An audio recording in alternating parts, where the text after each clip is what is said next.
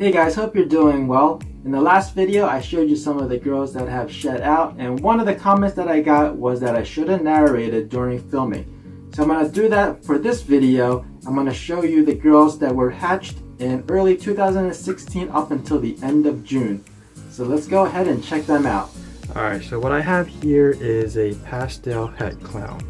Now she caught my eye because of her color, and you just can't really go wrong with a clown right now. So clowns are really popular, and I just love the way the clown pattern looks.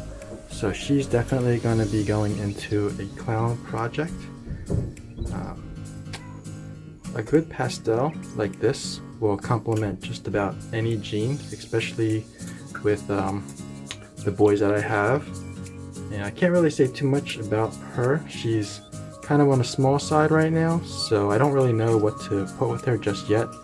I also don't want to mess with her too much because she is on a different feeding schedule. I'm trying to transition her from live rats to frozen thawed, so her feeding's a little bit off right now, and she just ate yesterday, so I don't want to mess with her too much. But yeah, so she is going to be part of the breeding project, maybe next breeding season.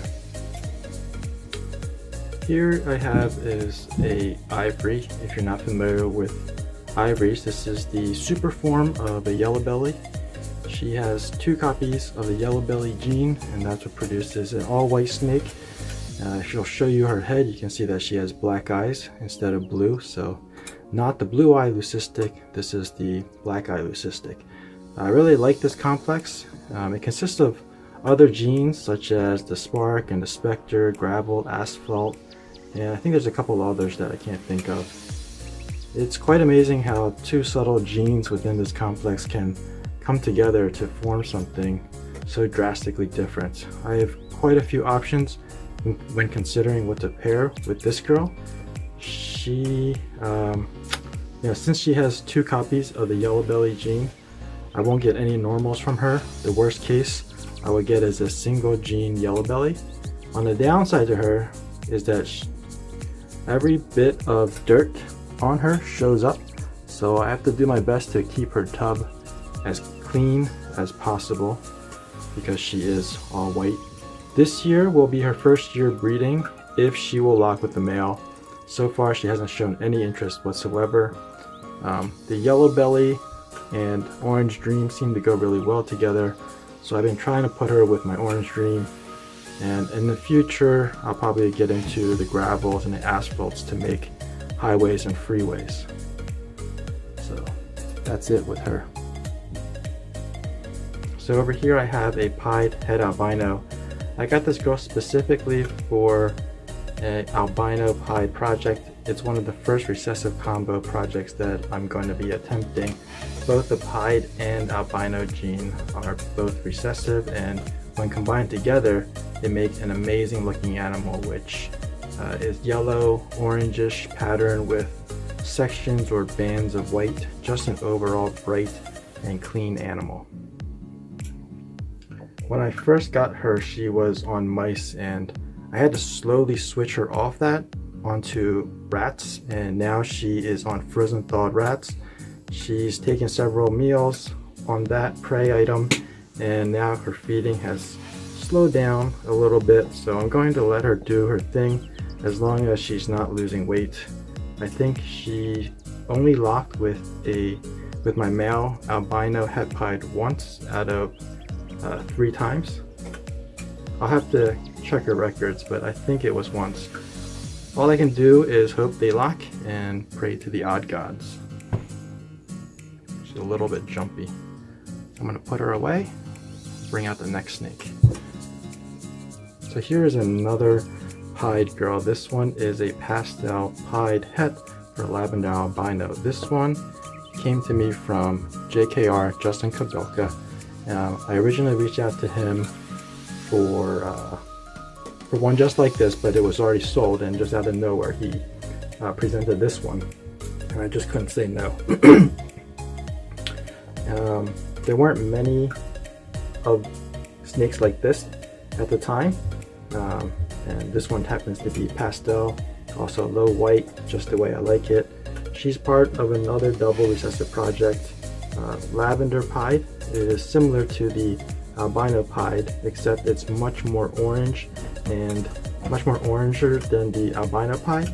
And the Lavender Pied is also known as a dreamsicle, which is, you know, a designer name. She is still too small to breed, but she is eating well, and I think she is genetically programmed to be a grower. So let me just pull out another snake and I'll show you what that means. Alright, so over here I have another snake. This is a bee. I won't tell you exactly what she is just yet, but I want to kind of show you why I think the Pied is a much better grower. So if you look at the head of these two, they are actually similar in age. Actually, the bee here is about 2 or 3 months older, and she is just probably 20 to 50 grams lighter than this one. So this one's actually growing faster. And you know, they all grow at different rates, but if you look at the head, so if you can take a look, hopefully you can see their head right about, it's kind of hard to see. There we go. There we go. If you look at the Pastel Pied girl's head, like I showed you, it's larger than the bee's head. I believe the head size is a correlation to their growth rate. Don't quote me on it. I'm just, you know, this is just out of some personal experience. Both these girls have potential to an opportunity to get big, but the Pastel Pied one seems to be doing it faster. So, all right, let me put these two away, and then we can focus on the bee. All right, and we're back, and this one is not just any old bee. She's actually an Orange Dream bee. That's Orange Dream, Pastel, and Spider. She is a consistent eater for the most part. I think the colors on her are amazing. I like to add another dose of Orange Dream to her in the future. I also think that Yellow Belly and Enchi can complement this combo really well. The goal is to clean up like this dusting and enhance the brightness of the colors without reducing the contrast with the black webbing.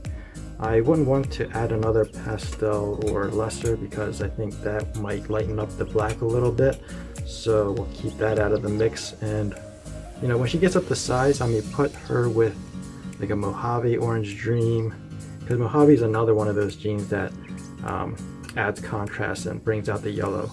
But for now, I'm just going to wait for her to put on some more weight, and I will put her back in before she escapes. So here's another het. This one is a pinstripe het Desert Ghost. Now, I still can't believe how quickly this girl got up to weight. She just grew and grew and grew, and this is another example of a girl with a large head and with a lot of growth. This girl is from Fireball Reptiles. They do a lot of work with the Desert Ghost gene. She was paired to a Pastel Desert Ghost and locked a couple times, and I'm hoping to make Lemon Blast Desert Ghost. I hope she is able to pass down her awesome pattern. One of the main reasons I got her was for her cool uniform pattern. You see these two stripes, and they're pretty much unbroken except for one little spot here. She looks like she's gonna strike at me. And then also she's got all these like really thin pin stripes, very indicative of the pinstripe gene. You know, the Desert Ghost gene is a fantastic gene by itself. It's very unique, and it has the ability to clean and brighten up the animal as it ages. And combine that with something like a pastel, you get a very clean snake, and then any more genes you add to that just makes it 10 times better. So I'm really excited to see what she will produce this year. So you may have seen this girl before. She is a VPI Exantic Het Pied. She's actually in the middle of her shed cycle. Her eyes were milky gray. a couple days ago, but even so, she still looks beautiful. I got her from Ozzie Boyd. There aren't that many Xanthics compared to, say, Pieds or Clowns, but I'm really drawn to this gene for its lack of color. It's a lack of like browns and yellows.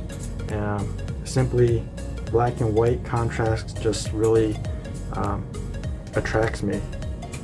I like to be able to add genes to reduce the gray a little bit more, and at the same time I'm working to produce like another double visual, like a lightning pied. She locked with my Firefly het pied male, so hopefully I'll get lucky with their offsprings and use one of them to breed back to her in a few seasons or in a few generations. She's always been a solid eater, and recently she's backed down on her food a little bit, so there might be something going on with her in a good way. So I'm just kind of excited to see what she brings as well. Here she is, as beautiful as always. If you enjoyed this video, please give me a like. If you're new to this channel, hit that subscribe button, ring that notification bell for updates, and I'll see you guys next time.